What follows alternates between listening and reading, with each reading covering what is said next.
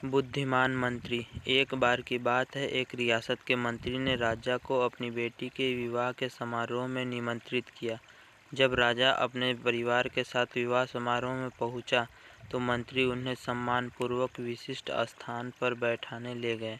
तो मंत्री यह देखकर बहुत लज्जित हुआ कि सफाई कर्मी वहां बैठा हुआ था। उसने सफाई कर्मी को सभी के सामने वहां से उठा फेंका और उसे बहुत डांटा। सफाई कर्मी ने बहुत अपमानित महसूस किया और बदला लेने की योजना बनाने लगा। अगले दिन सुबह वह जब राजा का कक्ष साफ कर रहा था, तभी वह जानबूझकर बड़बड़ाया, राजा कितने नादान हैं, उन्हें यह पता नहीं कि रानी और मंत्री के बीच क्या चल रहा है। राजा आधी नींद में था। यह क्या बकवास कर रहे हो? उसने पूछा।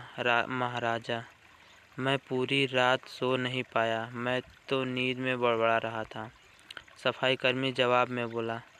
हालांकि उसकी बात सुनकर राजा के मन में संदेह के बीज पड़ गए थे। राजा अब मंत्री से चिढ़ने लगा और समय समय पर अपमानित करने लगा।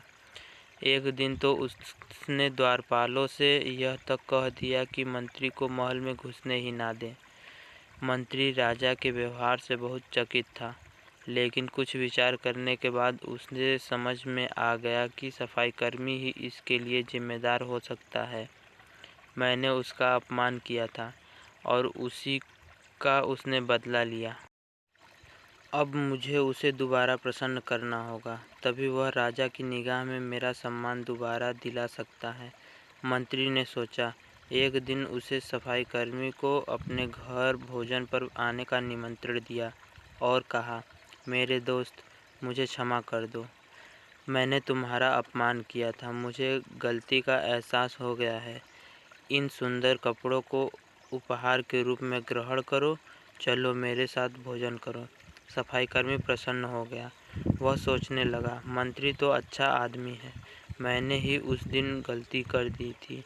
अब सफाई कर्मी प्रसन्न था और प्रयास करने लगा कि मंत्री के बारे में राजा की धारणा बदल जाए।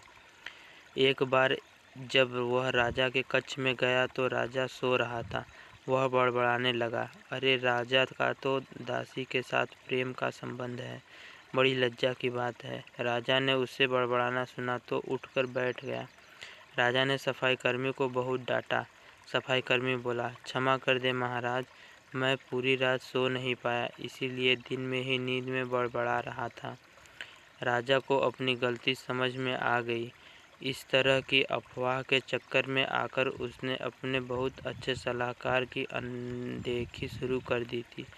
राजा ने मंत्री को बुलाया और दोनों फिर से मित्र बन गए। पोस्ट अच्छा लगे तो लाइक, कमेंट, शेयर और चैनल को सब्सक्राइब करें। Thank you.